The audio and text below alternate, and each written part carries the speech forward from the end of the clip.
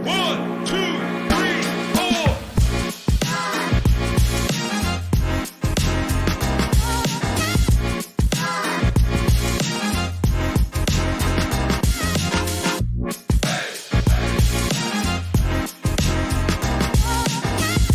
Hai teman-teman semua, Hai. selamat datang di podcast kami. Perkenalkan, nama saya Dias Lotpa Pratama dari UPTD Pusat Layanan Autis di bawah Dinas Pendidikan. Saya sebagai moderator di sini bersama rekan-rekan saya. Saya Yevi Ardianti dari UPTD RSUD Insinyur Soekarno. Saya Ajeng Anggraini dari instansi UPTD Rumah Sakit Umum Insinyur Soekarno. Saya Ria Resti Fauzi dari UPTB Bapeda Wilayah Bangka Selatan. Saya Eka Oktaria dari UPTD RS Insinyur Soekarno, Bangka Belitung. Pada hari ini, kami akan sedikit berbincang-bincang mengenai nilai dasar ASN berakhlak. Tapi sebelum masuk ke materi inti, mungkin saya ada sedikit pertanyaan kepada teman-teman semua yang ada di sini. Setelah kita mendapatkan materi mengenai nilai dasar ASN berakhlak selama beberapa hari ini di kegiatan latsar kita, teman-teman pada tahu nggak sih sebenarnya nilai dasar ASN berakhlak ini kapan sih diluncurkan dan oleh siapa? Mungkin Mbak Yevi mau sedikit bercerita. Boleh. Peluncuran nilai ASN berakhlak ini pada tanggal 27 Juli 2021 oleh Bapak Presiden Indonesia yaitu Joko Widodo. Oke, pada saat peluncuran nilai dasar berakhlak ini itu berbarengan dengan yang namanya employed branding. Apa sih isi semboyan dari employed branding? Semboyan dari employed branding yaitu bangga melayani bangsa. Oke, terima kasih Ibu Yevi atas penjelasannya. Selanjutnya, ada yang tahu nggak apa sih yang menjadi latar belakang munculnya nilai atau core value dari berakhlak ini? Mungkin Ibu Ajeng mau sedikit bercerita. Baik, terima kasih. Mungkin saya akan sedikit berargumen tentang latar belakang core value berakhlak itu. Latar belakang core value berakhlak adanya perbedaan terhadap nilai-nilai dasar kode etik dan kode perilaku ASN yang tertuang pada Undang-Undang Nomor 5 Tahun 2014 tentang aparatur sipil negara. Oleh karena itu, Kemenpan RB menetapkan core value baru untuk menciptakan persepsi yang sama atas nilai-nilai dasar ASN. Mungkin itu yang dapat saya sampaikan. Oke, luar biasa sekali. Terima kasih Bu Ajeng atas penjelasannya. Selanjutnya kita akan masuk ke materi inti yaitu mengenai berakhlak. Di sini berakhlak itu sendiri memiliki 7 nilai dasar. Yang pertama yaitu BER. Ada yang tahu nggak BER itu singkatan dari apa? Mbak Ria? Berorientasi pelayanan. Oke, berorientasi pelayanan. Mungkin Mbak Ria Resti mau sedikit bercerita mengenai berorientasi pelayanan. Silakan Mbak Ria Resti. Izin mengungkapkan pendapat. Jadi seperti yang kita tahu ya teman-teman, pelayanan publik yang berkualitas itu kan harus berorientasi pada pemenuhan kepuasan pengguna layanan sebagai tugas utamanya. Nah, kita sebagai ASN itu pelayanan yang berorientasi pada customer service itu adalah wujud pelayanan terbaik kepada masyarakat. Atau pelayanan prima ini dapat dikembangkan berdasarkan prinsip 3A. 3A itu apa saja? Yang pertama itu attitude atau sikap, attention, bagaimana kita memberikan perhatian kepada dalam hal ini instansi saya itu wajib pajak, dan yang terakhir itu action, bagaimana kita melakukan tindakan. Nah, berorientasi pelayanan ini berdasarkan prinsip berakhlak ini terdapat satu kalimat afirmasi yang mengatakan bahwa kami berkomitmen memberikan pelayanan prima demi kepuasan masyarakat. Nah, di dalam kasus ini saya memberikan contoh panduan perilaku terkait dengan meningkatkan kecepatan penyelesaian masalah pelayanan kepada masyarakat.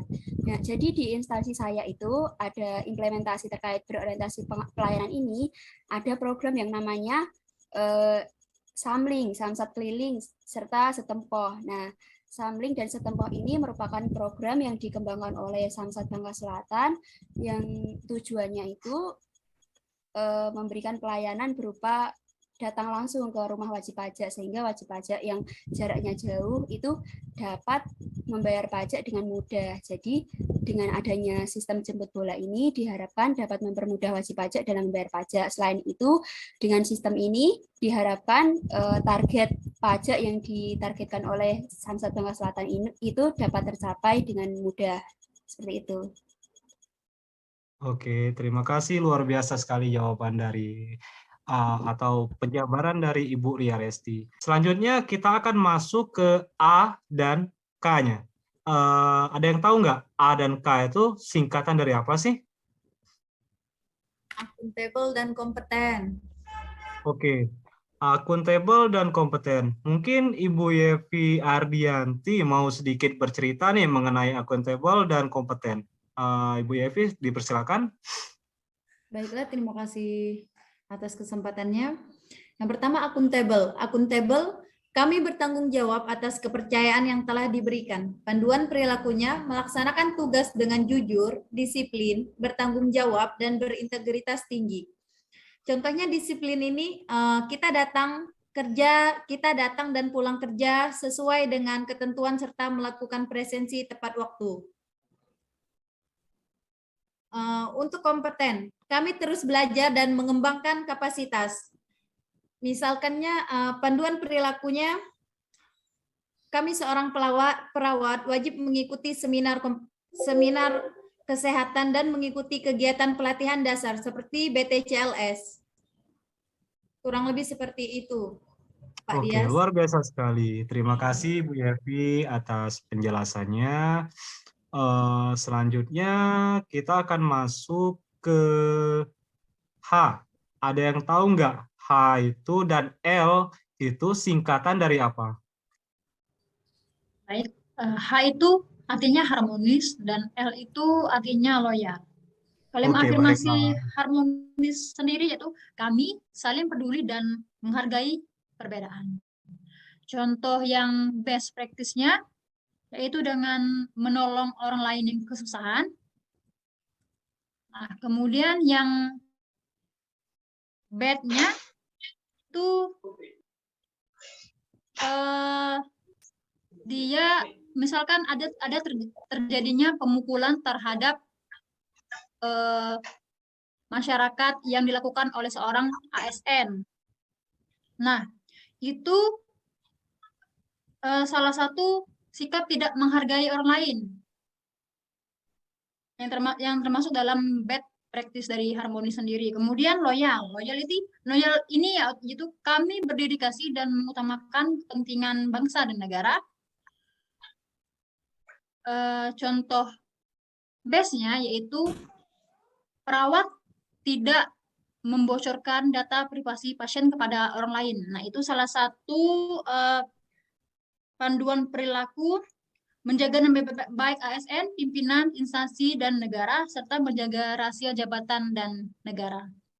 Kemudian mungkin yang bad-nya, ada sebuah kasus yaitu seorang dokter itu membocorkan data pasien kepada orang lain, ataupun membicarakan hal-hal yang tidak pantas itu misalkan dibicarakan di Facebook, di WA, jadi bahan gosip lah intinya, seperti itu mungkin. Oke, terima kasih atas jawabannya Ibu Ajeng, luar biasa sekali jawaban dari Ibu Ajeng. Nah, untuk selanjutnya kita akan masuk ke A yang terakhir. Ada yang bisa jawab A yang terakhir itu singkatan dari apa? Adaptif. Oke, terima kasih Bu Eka. Mungkin Ibu Eka mau sedikit bercerita nih mengenai nilai-nilai dasar adaptif. Silakan Ibu Eka, kami persilakan. Adaptif sendiri itulah kami terus berinovasi dan antusias dalam menggerakkan ataupun menghadapi perubahan. Untuk contoh best practice-nya di lingkungan kami kerja, kita selalu mendapatkan latihan-latihan dari dokter untuk diterapkan kepada pasien, terutama teknik-teknik dalam melakukan bantuan hidup dasar ataupun menggunakan alat-alat ventilator guna membantu hidup dasar pasien. Dan bad practice-nya, contohnya ada pejabat yang seharusnya memberikan aspirasi, tapi mereka malah tidur di saat rapat tersebut. Kurang lebih begitu, Pak Dias. Oke, terima kasih Bu Eka atas penjelasannya. Oke, saya akan masuk ke nilai dasar yang terakhir pada huruf K, dan saya sendiri akan menjelaskannya. K itu merupakan singkatan dari kolaboratif. Nilai kalimat afirmasi dari nilai kolaboratif itu sendiri yaitu kami membangun kerjasama yang sinergis. Terus panduan perilaku dari kolaboratif itu yaitu terbuka dalam bekerja sama untuk menghasilkan nilai tambah. Nah, contoh dari best practice di tempat kerja saya sendiri di pusat layanan autis. Contohnya kami di pusat layanan autis itu terdiri dari berbagai macam profesi. Contohnya kayak psikolog ataupun terapi bicara, dan juga kami sendiri sebagai seorang fisioterapis. Nah, dari ketiga profesi ini kami saling bekerja sama untuk menangani beberapa pasien yang sama dan untuk memantau perkembangan dari pasien itu sendiri. Nah, kerjasama yang kami lakukan ini tujuannya untuk mendapatkan hasil maksimal dalam proses penterapian dari pasien itu sendiri. Nah, terus contoh untuk bad practice-nya yaitu PNS yang ogah dipindahkan ke ibu kota baru Republik Indonesia. Nah, ini menunjukkan bahwa betapa mungkin kurang baiknya kolaborasi antara PNS terhadap negara. Ya, kurang baik untuk kerjasamanya kayak gitu. Mungkin ada lagi tambahan dari teman-teman yang ada di sini. Oke, kalau kenapa? Oke, cukup. Oke, mungkin cukup sekian ya podcast dari saya dan rekan-rekan yang ada di sini. Semoga apa yang kami perbincangkan dari tadi itu bisa bermanfaat untuk teman-teman semua ataupun yang menonton nantinya.